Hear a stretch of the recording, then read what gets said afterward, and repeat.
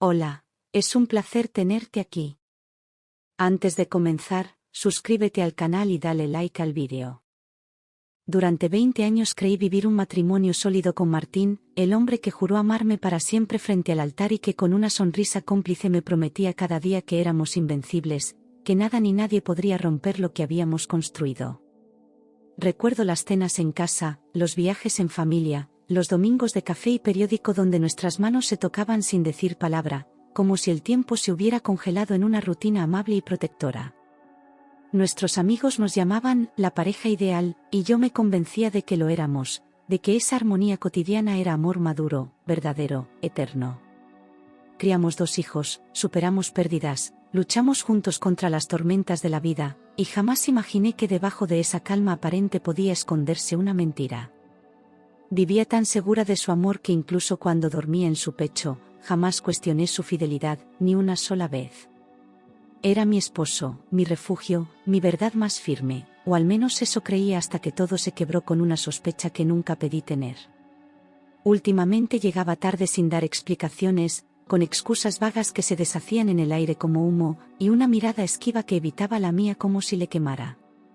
Se duchaba nada más entrar en casa, a veces incluso antes de saludarme, como si necesitara borrar rastros de otra vida.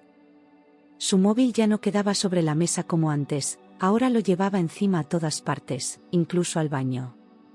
Cuando sonaba, salía de la habitación o hablaba en susurros, nervioso, torpe, como quien esconde algo. Yo notaba cada cambio, cada gesto, pero me repetía que estaba cansado, que el trabajo lo tenía agotado. Una noche, mientras dormía, escuché un zumbido suave desde su mesilla y sin pensar, tomé el móvil que había olvidado desbloqueado. Fue como una puñalada lenta. Un mensaje en la pantalla decía, te echo de menos, mi amor, acompañado de un corazón rojo. Sentí cómo se me helaba la sangre, cómo se paralizaban mis dedos mientras leía esas 5 palabras que no estaban destinadas a mí. Me quedé inmóvil, mirando el techo, sabiendo que acababa de cruzar una frontera de la que no había retorno. Esa noche no dormí, fingí hasta el amanecer que no había visto nada. Pasé días convenciéndome de que era un error, de que quizás el mensaje no era para él o era una broma sin sentido. Le observaba como si buscara una señal de que seguía siendo el hombre que conocí, el que me miraba con ternura y no con culpa. Me obligué a actuar con normalidad, a preparar la cena, a preguntarle cómo estaba, como si nada se hubiera roto dentro de mí. Prefería engañarme a enfrentar lo que ese mensaje implicaba, como si mi silencio pudiera hacer desaparecer la verdad. Pero el silencio no borra nada, solo prolonga la caída. Una tarde, en medio de una discusión por algo banal, la máscara se resquebrajó y su voz explotó con rabia. Sí, estoy con otra, ¿y qué? Me quedé paralizada, como si el mundo se hubiera detenido en ese instante en que todo se volvió real, irrefutable. Me confesó que llevaba más de 1 año con una mujer mucho más joven, que le hacía sentir vivo otra vez. No hubo culpa en su voz, solo desafío, como si fuera yo quien tenía que justificarme por estar herida. En ese momento, entendí que el hombre que amaba ya no existía. Me dijo que estaba enamorado de ella, que le daba paz, alegría, y que no pensaba dejarla. Pero añadió, como si fuera algo lógico, que tampoco iba a divorciarse de mí, que no tenía sentido ahora mover todo. Como si nuestra vida juntos fuera solo una estructura conveniente que podía mantenerse mientras él jugaba a amar a otra. Me sentí invisible, degradada, como si mis años a su lado no valieran nada más que una coartada social. No me pidió perdón, me pidió paciencia, y eso fue aún más cruel. Días después, escuché por accidente una conversación telefónica suya desde el estudio mientras creía que yo dormía. Hablaba con voz suave, casi emocionada, diciendo, no te preocupes, vamos a estar bien, tú y el bebé. Sentí como el corazón me golpeaba el pecho con una fuerza brutal mientras mi mente se negaba a aceptar lo que acababa de oír. ¿Un bebé? ¿Ella estaba embarazada? La verdad me desgarró en silencio, porque ni siquiera había tenido el valor de decírmelo a la cara. Salí de la habitación sin hacer ruido, caminé por la casa como una extraña y me detuve frente a nuestras fotos de boda. Todo se derrumbaba, 20 años de recuerdos, promesas y luchas compartidas se convertían en polvo ante mis ojos. No era solo la traición, era la certeza de que él ya había comenzado otra vida mientras yo aún luchaba por salvar la nuestra. Me sentí vieja, usada, descartada, como si me hubieran robado el futuro. Quise gritar, romper algo, pero no me salió ni una lágrima, solo un silencio lleno de dolor. A los pocos días, revisando unos papeles en el despacho, encontré facturas, transferencias y extractos que no podía entender. Descubrí que le enviaba dinero regularmente, que le había pagado el alquiler, muebles nuevos, incluso las ecografías en una clínica privada. Todo con nuestras cuentas, con nuestro patrimonio, con el dinero que habíamos construido juntos. Era como si yo, sin saberlo, hubiera financiado su nueva vida mientras él destruía la mía. No era solo infidelidad, era una traición económica, emocional, moral. Una noche, sin mirarme a los ojos, me dijo con frialdad que se iría con ella al extranjero, que había encontrado una clínica excelente para el parto. No me preguntó si estaba de acuerdo, no me ofreció una conversación, me informó como quien comunica un cambio de plan laboral. Dijo que necesitaba estar con ella en ese momento tan importante, que lo entendiera, como madre. Yo no podía creer el descaro, la crueldad con que cortaba lo que quedaba de nuestra historia. Ni una palabra sobre nuestros hijos, ni sobre lo que yo sentía. Lo que me destruyó del todo fue saber que no iba solo, su madre, su padre y sus 2 hermanas también viajarían con ellos. Lo supe por una conversación accidental con mi cuñada, que se le escapó entre risas y emoción, como si fuera una gran noticia. Todos lo sabían, todos lo apoyaban, y yo era la única viviendo en la oscuridad de la mentira. Me sentí traicionada no solo por él, sino por toda una familia a la que consideré mía durante años. Me dejaron sola, como si mi dolor no valiera nada. El día que se marcharon, ni siquiera hubo una despedida, una mirada, una última palabra, cerraron la puerta detrás de ellos como quien deja una habitación de hotel sin importancia. Dejaron la casa en silencio, sin recoger sus cosas, sin limpiar el rastro de su traición. Me senté en el sofá vacío y supe, con una certeza helada, que algo dentro de mí también se había ido con ellos. No era solo el abandono físico, era la manera brutal en que me convirtieron en un estorbo sin rostro. Me borraron de su presente sin remordimientos. Durante días no pude comer, no pude dormir, solo lloraba en silencio abrazando una almohada que aún tenía su olor. Me preguntaba una y otra vez qué había hecho mal, en qué momento dejé de ser suficiente, cómo no vi venir el abismo. El reloj parecía burlarse de mí, avanzando despacio mientras yo me hundía más con cada minuto. Ni mis hijos sabían cómo consolarme, su tristeza era muda, como la mía. Era una casa llena de ausencia, de vacío, de cicatrices abiertas. Los vecinos murmuraban, bajaban la voz cuando pasaba, y en el trabajo ya no me saludaban igual, todos sabían lo que había pasado. Me convertí en la mujer traicionada, en el chisme del barrio, en la historia que otros contaban con lástima o con morbo. Había perdido no solo a mi marido, sino también el respeto social que tantos años de esfuerzo me costaron construir. Cada mirada era una punzada, cada silencio una acusación disfrazada. Me sentía expuesta, desnuda ante un juicio silencioso del que no podía defenderme. Fue Laura, mi abogada y amiga de toda la vida, quien me dio la primera chispa de claridad: si ellos juegan sucio, tú puedes jugar con inteligencia. Me lo dijo sin odio, sin rencor, pero con una convicción que me hizo despertar de la parálisis. Yo no había elegido esa guerra, pero ya que la habían comenzado, no pensaba quedarme quieta. Aún tenía mi nombre, mi dignidad, y más poder del que creía. Ese día supe que había terminado de llorar. Esa misma semana, con los ojos aún hinchados, empecé a revisar papeles guardados en archivadores que llevaban años sin tocarse. Escrituras, contratos, cuentas bancarias, movimientos de inversión, todo lo que habíamos compartido durante 2 décadas. Descubrí cláusulas, firmas, fechas que había olvidado, detalles que ahora tenían un peso inmenso. Cada hoja que leía era una pequeña chispa de control que regresaba a mis manos. Ya no era solo una esposa herida, era una mujer armándose legalmente. Laura me confirmó lo que sospechaba: muchas propiedades estaban a mi nombre o a nombre de la sociedad conyugal, lo cual le impedía disponer libremente de ellas. Él había sido descuidado, confiado, pensando que nunca necesitaría protegerse de mí. Pero yo había firmado cada papel, había participado en cada inversión, y legalmente tenía más fuerza de la que él imaginaba. Esa revelación no me devolvió la paz, pero me dio una nueva postura. Por primera vez, tenía ventaja. Sin decir nada, sin mostrar una sola emoción, comencé a mover las piezas de mi venganza legal. Fui al banco, al notario, a la gestoría, revisé cada firma, cada documento, cada número. Laura me acompañaba en silencio, como una sombra leal, guiándome paso a paso. No necesitaba gritar, ni discutir, ni vengarme con palabras. Solo tenía que prepararlo todo en silencio, y esperar a que volviera. Puse una alerta por posibles movimientos irregulares y solicité la congelación temporal de las cuentas conjuntas alegando discrepancias financieras. El banco accedió sin dudar, revisaron todo y encontraron inconsistencias suficientes para suspender el acceso. En cuestión de horas, él ya no podía usar ni un solo euro de las cuentas que tanto había utilizado sin escrúpulos. No me tembló la mano, porque ya no era miedo lo que sentía, sino estrategia. Era el primer paso, y solo el principio.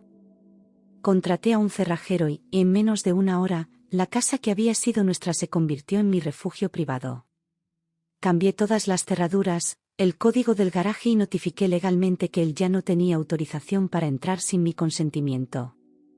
No era venganza, era protección, necesitaba recuperar mi espacio, mi tranquilidad, mi seguridad. Cuando salí al jardín esa tarde, respiré con libertad por primera vez en meses. Esa casa ya no era un campo de batalla, era mi territorio. Anulé todas las tarjetas de crédito adicionales que él usaba desde hacía años, muchas sin siquiera consultarme, cargando gastos personales que luego pagábamos entre los dos. Llamé una por una a las entidades y expliqué que ya no autorizaba su uso, que él ya no tenía vínculo financiero conmigo. Fue un corte limpio, seco, pero necesario. Sentí una mezcla de vértigo y alivio, como si poco a poco fuera soltando una cuerda que me ahogaba. El control volvía a mis manos, y no pensaba soltarlo. Revisé qué propiedades estaban bajo mi firma exclusiva y, sin dudar, puse en venta un local comercial y 2 plazas de garaje que él ni siquiera recordaba que existían. Me reuní con un agente inmobiliario de confianza y cerramos los tratos con rapidez, convirtiendo todo en dinero que transfería a una cuenta personal. Legalmente, no podía reclamar nada. Me aseguré de que ni un euro de esas ventas pudiera ser tocado por él. Era una jugada silenciosa, pero letal. Tenía una pequeña casa en la sierra que heredé de mis padres, y aunque nunca le di importancia, ahora se convirtió en un bastión. Transferí la propiedad a un fideicomiso familiar administrado por mí, blindándola de cualquier reclamo externo. Laura me ayudó a dejar cada documento en regla, sin fisuras. Era una pieza más del escudo que estaba levantando, piedra a piedra. No pensaba perder nada más de lo que ya me habían arrebatado. Mientras ellos publicaban fotos felices en redes sociales, abrazados en playas exóticas con sonrisas falsas, yo no contestaba sus mensajes ni una sola vez. Él intentó llamarme 2 veces, dejó un par de audios que borré sin escuchar. No iba a regalarle ni mi rabia, ni mi tristeza. Que pensara lo que quisiera, mi mejor arma ahora era el silencio. Cada día que pasaba sin responder, ganaba terreno en mí misma. Fue poco a poco, sin darme cuenta, pero el llanto dio paso a una firmeza que nunca antes había sentido. Empecé a levantarme con más energía, a vestirme con cuidado, a mirar al espejo sin vergüenza. Ya no era la mujer abandonada, sino la que estaba reconstruyéndose desde las ruinas. El dolor no desapareció, pero dejó de gobernarme. Empezaba a recordar quién era antes de perderme en él. Una vecina, sin mala intención, me comentó que la amante había dado a luz a una niña preciosa en una clínica de lujo en Suiza. No sentí rabia, ni celos, ni compasión, solo un vacío seco, como si me hablaran de la vida de un desconocido. Era la confirmación de que él había cruzado una línea definitiva, una que ya no tenía retorno. Esa niña era su nueva vida, su nueva responsabilidad. Yo ya no formaba parte de ese mundo. Días después, me llegó un mensaje de él con tono arrogante y displicente: cuando vuelva, hablaremos de repartirlo todo. No hubo saludo, ni cortesía, solo una frase que pretendía imponer condiciones como si aún tuviera algún poder sobre mí. Me reí sola, no por burla, sino por el descaro absurdo. Seguía creyéndose dueño de todo, incluso de mis tiempos, de mis decisiones. Pero no sabía lo que le esperaba. No respondí. Ni una palabra, ni un ok, ni un no. Guardé el móvil en el cajón y seguí mi día con absoluta calma, como si ese mensaje jamás hubiera llegado.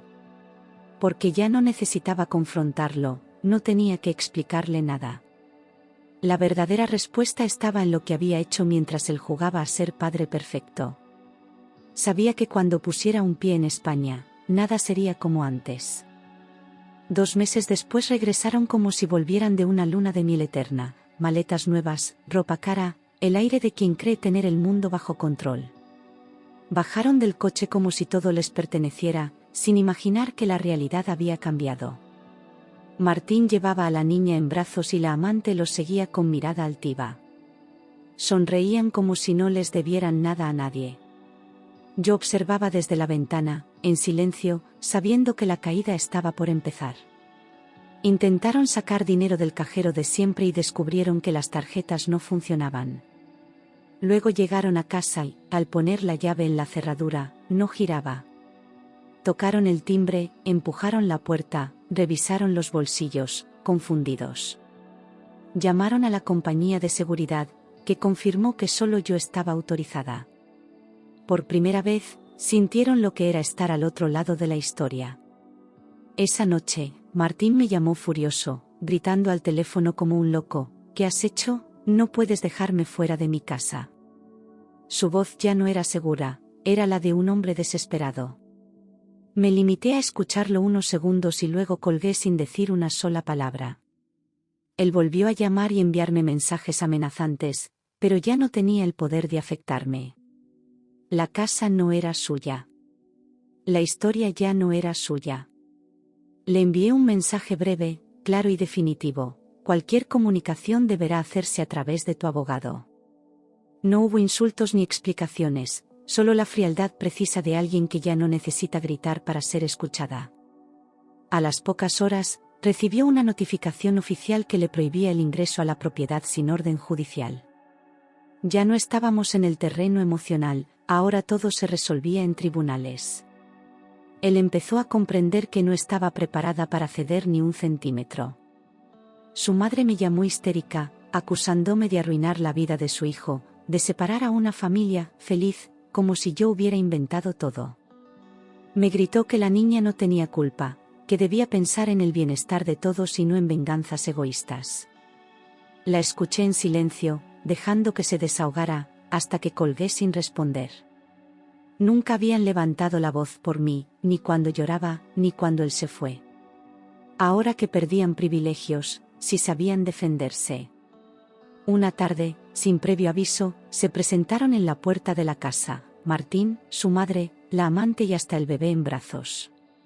Llamaron al timbre durante minutos, exigieron entrar, amenazaron con escándalos, pero yo ya había tomado precauciones. Llamé a la policía, mostré los documentos, y los agentes les explicaron que debían retirarse o enfrentar cargos. Los vi alejarse con rabia e incredulidad, como si nunca imaginaran que alguien como yo pudiera enfrentarlos. Esa fue la primera vez que se sintieron realmente fuera de lugar. Él presentó una demanda reclamando la mitad de todos los bienes, convencido de que aún podía intimidarme en los juzgados. Alegó que yo había actuado con mala fe, que tenía derecho a su parte, como esposo legítimo. Pero llegó a la audiencia con arrogancia y salió con dudas, porque mis pruebas eran claras, ordenadas y respaldadas por documentos firmados por él mismo. El juez no mostró simpatía ni condescendencia. Se dio cuenta de que su batalla no iba a ser fácil. Durante la segunda audiencia, el juez revisó cada escritura y cada cuenta bancaria, y confirmó lo inevitable: muchas propiedades estaban registradas únicamente a mi nombre. Lo miró con frialdad y le preguntó si había firmado aquellos papeles sin leer, a lo que él no supo qué responder. Se removía en la silla, incómodo, por primera vez sin la soberbia que lo sostenía. Yo me limité a mirar al frente, sin sonreír, sin provocaciones. La justicia, al fin, empezaba a inclinarse a mi favor. Revisó sus estados de cuenta y descubrió que no tenía acceso a un solo euro, las tarjetas anuladas, las cuentas bloqueadas, las inversiones vendidas. Llamó a su gestor, a su banco, a antiguos socios, pero nadie pudo hacer nada por él. Había confiado tanto en que yo jamás me revelaría que nunca imaginó un escenario donde quedara expuesto. Su expresión cambió, su tono también. Por primera vez, comprendió que estaba solo. Sus antiguos socios, al enterarse del escándalo, decidieron apartarlo de la empresa familiar para proteger su reputación. Las reuniones a las que antes llegaba con orgullo le fueron cerradas en la cara, y los contratos en curso se le escaparon como arena entre los dedos. Nadie quería verse involucrado en un conflicto legal tan sucio y tan mediático. Lo que fue un secreto doméstico ahora se convertía en vergüenza pública. Su caída era tan silenciosa como dolorosa. La mujer que había dejado todo por él comenzó a exigir explicaciones, seguridad, dinero para la niña, una vida digna. Le recriminaba haberla arrastrado a una fantasía sin sustento, a un futuro sin garantías. Lo que antes eran risas y promesas ahora eran reproches diarios, llantos, amenazas de marcharse. Él intentaba calmarla, pero ya no tenía con qué. Lo que construyeron sobre la mentira empezaba a desmoronarse desde dentro. La relación perfecta que tanto mostraban en redes sociales ahora era una jaula sin salida. Ella lloraba a diario, él dormía en el sofá y la niña, ajena a todo, se convertía en un testigo silencioso del desastre. Las fotos felices fueron eliminadas, los perfiles cerrados, los amigos desaparecieron uno a uno. Lo que parecía amor eterno se convirtió en un reproche constante. No les quedaba ni amor ni dinero, solo culpa compartida. Una mañana, tocó a mi puerta. Solo. Sin arrogancia. Sin fuerza. Con los ojos rojos y la voz rota, me pidió una conversación. Dijo que necesitaba entender cómo habíamos llegado a esto, que quería hablar, aclarar, quizá reconstruir. Pero ya era demasiado tarde para reconstruir algo que él mismo había dinamitado desde los cimientos. No me conmovió. Porque la mujer que le abrió la puerta, ya no era la misma que él había destruido. Le abrí la puerta y lo dejé hablar, pero cuando intentó tocarme el brazo, di un paso atrás y lo miré con una firmeza que jamás había visto en mí. Ya no somos nada, Martín, le dije sin gritar, sin lágrimas, solo con la certeza de quien ha cerrado una herida por dentro. Él intentó replicar, pero ya no tenía argumentos, ni derecho, ni lugar en mi vida. Yo no buscaba venganza, solo quería paz. Y esa paz empezaba con su ausencia. Unos días después, volvió a buscarme, esta vez con una idea, beneficiosa para los dos, según él, fingir que seguíamos juntos públicamente para salvar su imagen empresarial. Me prometió una compensación económica, incluso viajes y lujos, si accedía a esa farsa temporal. Pensaba que aún podía comprar mi dignidad, como si no entendiera lo que había destruido. Su desesperación no conocía límites. Pero la mujer que le respondía ya no era la que él manejaba a su antojo. Le respondí con calma, sin necesidad de levantar la voz: no soy parte de tu teatro, Martín. Mi abogado hablará por mí. Vi cómo su rostro se tensaba, cómo tragaba saliva al comprender que ya no tenía control sobre nada. Esta vez fue él quien se quedó en silencio, incapaz de manipular la situación a su favor. No era rechazo, era dignidad. La misma que él había pisoteado y que ahora brillaba más fuerte que nunca. Presenté la demanda de divorcio acompañada de pruebas claras: infidelidad, abandono, malversación de bienes conyugales. Laura preparó cada documento con precisión quirúrgica, sin dejar cabos sueltos. Él intentó frenar el proceso, pedir tiempo, pero ya no había espacio para aplazamientos ni disculpas. Era oficial, su historia conmigo había terminado en los tribunales. Y esta vez, no iba a salirse con la suya. El caso se volvió un escándalo local, apareció en columnas de chismes, en grupos de vecinos, en correos de la empresa. Todos comentaban la doble vida de Martín, su caída financiera, el abandono a su esposa, el bebé fuera del matrimonio. Él dejó de salir a la calle con la misma seguridad de antes, y cada vez que alguien lo miraba, agachaba la cabeza. Se convirtió en ejemplo de lo que no se debe hacer. Su reputación se evaporó más rápido que su amor.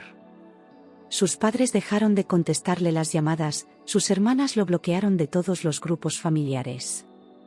La familia que antes me atacaba ahora lo señalaba a él, avergonzados de su conducta y del escándalo público. No lo defendían, no lo justificaban, simplemente lo apartaron. Fue él quien se quedó solo, sin apoyo, sin hogar, sin nombre que proteger. Era el precio de sus decisiones, y apenas estaba empezando a pagarlo. La presión lo devoró. Me contaron que dejó de comer, que apenas dormía, que pasaba los días encerrado en una habitación de hotel barata. Perdió peso, el brillo en los ojos y esa arrogancia que tanto le definía. Se hundía en una tristeza que nadie podía rescatar, porque ni siquiera él sabía cómo salir de ella. Era la caída final de un hombre que pensó que lo tenía todo bajo control. Una mañana, la mujer con la que lo arriesgó todo hizo las maletas, tomó a la niña y se marchó sin avisar. Le dejó una nota simple: no puedo más.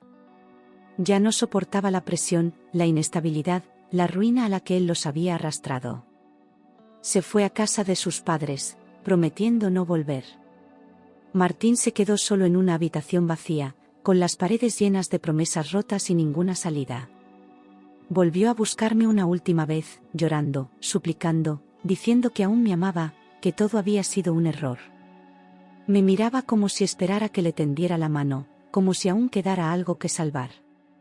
Me hablaba de nuestros hijos, de los años vividos, de los recuerdos que creía aún vivos.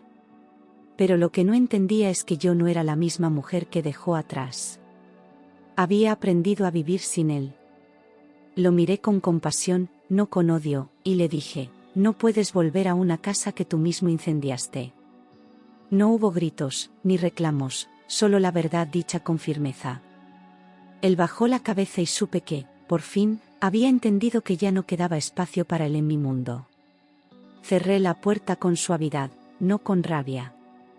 Era el cierre definitivo, y me sentí en paz. El día de la sentencia, me senté en la sala del juzgado con la espalda recta y la mirada firme, mientras el juez dictaba que la mayoría de los bienes quedaban a mi nombre. Fue un fallo justo, basado en pruebas, no en emociones, pero yo lo viví como una reivindicación silenciosa. Él no dijo nada, apenas asintió, derrotado. La justicia, por fin, había equilibrado la balanza. Salí de allí sintiéndome libre de verdad. Vendí la casa donde todo había pasado, donde cada rincón me recordaba una traición, un dolor, una ausencia. No fue fácil empacar 20 años de vida, pero cada caja cerrada era una puerta que dejaba atrás. Me mudé a otra ciudad, lejos del pasado, de los rumores y de los rostros conocidos. Elegí un lugar pequeño, tranquilo, donde nadie supiera quién fui.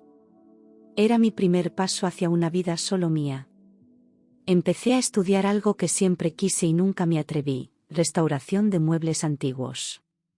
Volví a leer, a pasear sola, a viajar sin dar explicaciones, a descubrir que el mundo seguía ahí para mí. Me reconcilié con el silencio, con mi cuerpo, con mis pensamientos, sin necesidad de validación externa. Cada día recuperaba un pedazo de la mujer que había perdido en aquel matrimonio. Esta vez, para no soltarla nunca más. Pasaron meses hasta que volví a reír de verdad, sin sentir culpa ni tristeza. Una tarde, en un café, me sorprendí riendo con una amiga hasta las lágrimas, y supe que algo dentro de mí había sanado. Volví a confiar, no en los demás, sino en mí, en mi instinto, en mi derecho a ser feliz. Las heridas seguían, pero ya no dolían igual. Había luz otra vez, y venía desde dentro. Años después, en una cafetería de estación, lo vi sentado en una mesa solitaria, con un café frío entre las manos y la mirada perdida. Estaba envejecido, más delgado, con el gesto triste de quien ha perdido algo que no sabe cómo recuperar. Me miró, pero no se levantó. Solo bajó la mirada, como si no supiera qué decir. Yo no sentí odio. Solo lástima. Se acercó y me pidió 5 minutos. Acepté, por cortesía, no por nostalgia. Me habló con voz apagada, pidió perdón, dijo que había sido un idiota, que lo sabía. Yo escuché sin interrumpir, sin rencor, porque ya no necesitaba que él sufriera para sanar. Cuando terminó, le dije, te escuché. Pero no necesito nada más. Se quedó en silencio. Ya no había nada que reparar. Me levanté, le deseé lo mejor y me marché sin mirar atrás, sin sentir angustia ni peso. Era el final que no había tenido años atrás, pero que ahora llegaba sin dramatismo. Cerré ese capítulo con dignidad, sin lágrimas. Lo pasado ya no tenía poder sobre mí. Y, por primera vez, entendí que había sobrevivido. Comprendí que el amor no debe doler, que la dignidad no se discute, que la paz vale más que cualquier promesa rota. Aprendí que el amor propio es la base de todo y que nadie, por mucho que prometa, tiene derecho a destruirte.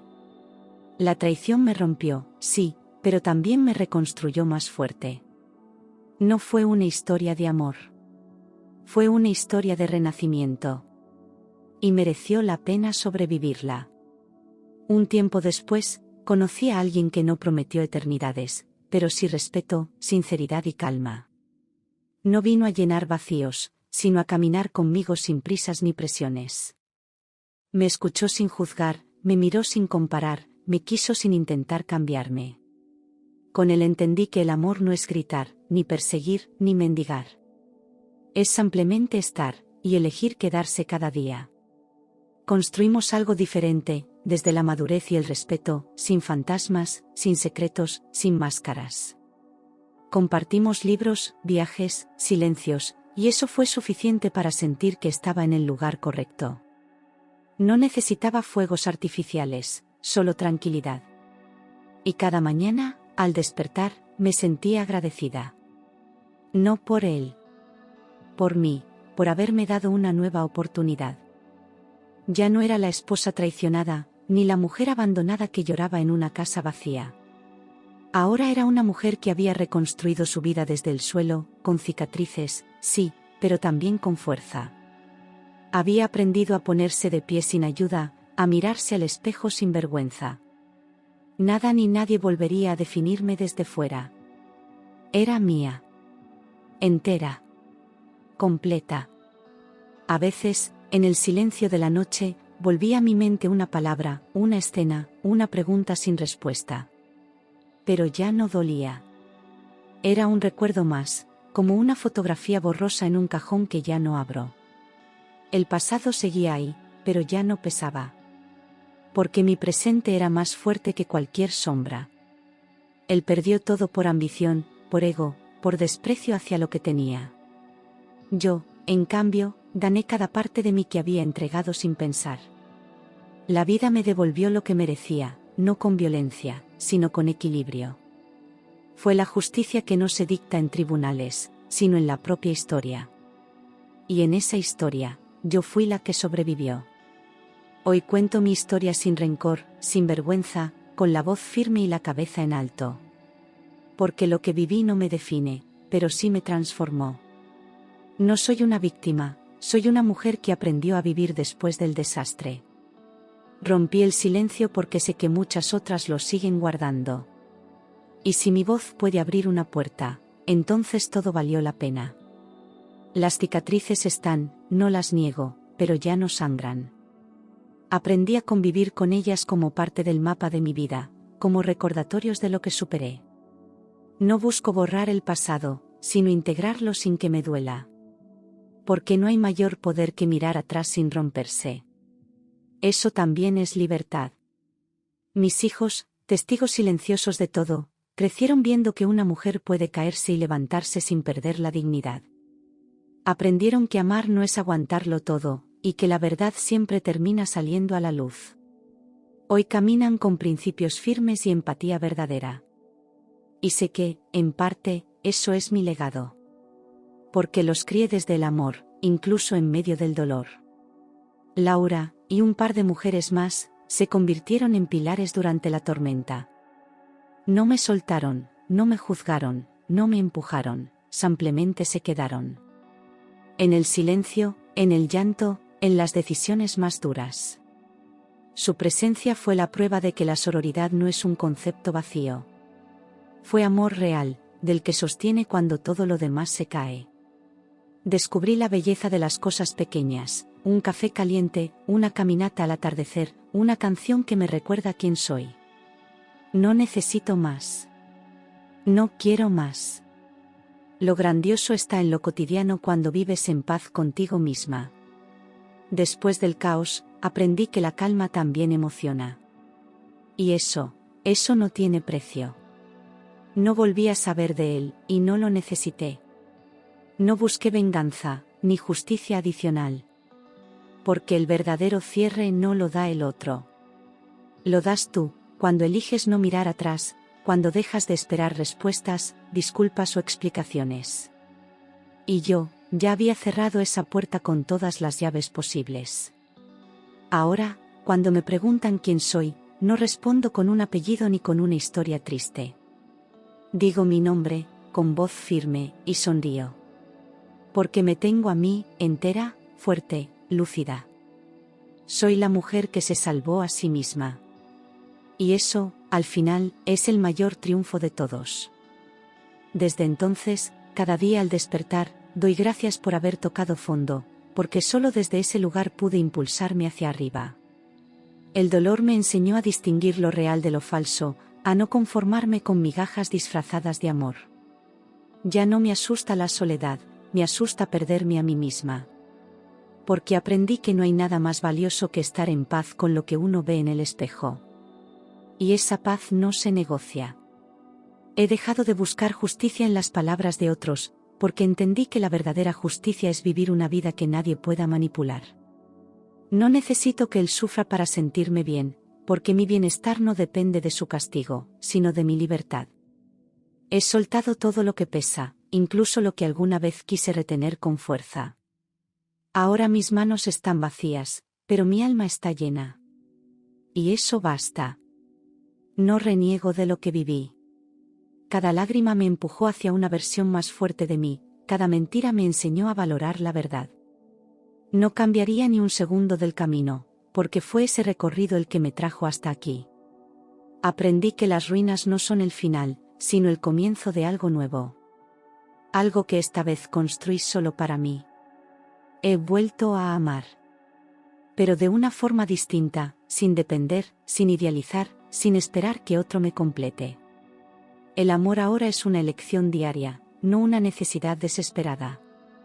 Y si algún día se termina, no me perderé en el abismo, porque ya sé cómo volver a mí. Porque quien se ha salvado una vez, no teme volver a empezar. Sigo escribiendo, caminando, respirando con libertad. A veces me detengo en medio del día y me doy cuenta de lo lejos que he llegado. De lo sola que estuve, y de lo acompañada que me siento ahora por mí misma. No necesito pruebas de que lo hice bien. Solo esta tranquilidad interna, este silencio que ya no duele. Ese es mi verdadero hogar. Lo más bello de haber renacido es que ahora vivo sin miedo. Miedo a perder, miedo a ser dejada, miedo a no ser suficiente. Porque lo peor ya pasó y sigo aquí, de pie, con los ojos abiertos y el corazón en calma. He recuperado mi tiempo, mi voz, mi historia. Y por fin, mi vida me pertenece solo a mí. Esta no fue una historia de derrota, sino de transformación. No fue el fin de un matrimonio, fue el principio de una mujer. Y si mi historia llega a otras que aún están en medio del dolor, quiero que sepan esto: se puede. Se puede sobrevivir, se puede reconstruir, se puede volver a amar. Pero sobre todo, se puede volver a ser una misma. Misma. Misma. Misma. Misma. Misma. Misma. Misma. Misma. Misma. Misma. Misma. Misma. misma, misma, misma, misma, misma, misma, misma, misma, misma.